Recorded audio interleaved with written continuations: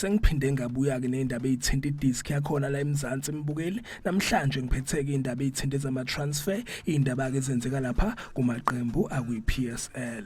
Ngizokhuluma nge-right back yakhona ke la eSouth Africa ngokuzalwa kodwa ke edlala lapha ePortugal, edlalela ke iqembu ekuthiwa iLouis Lethano DC yakhona ke ePortugal, elinkwe nayo ke lapha iKaizer Chiefs. So lambukeli ngizodeliver ke indaba ke ivezwe ngamasource amaningi ahlukahlukile ezithinta ke right back yakhona ke la eMzansi, yena ke umhleli Innocent Mabuza. Kuvela ukuthi ke lo mdlali ke usefikile ke la eSouth Africa and ke uzoqedela ke ingxoxo zakhe nayo ke iKaizer Chiefs. Baveza ukuthi ke icontract yakhe uInnocent Mabuza nalo ke lapha iqembu lasePortugal iLouis Lethano DC ya expire ke lapha ekupheleni kwaJune. And babeke sebeveza ukuthi ke lo mdlali akazimisele ngokuthi ke vuselele icontract yakhe nalo ke lapha iqembu lasePortugal.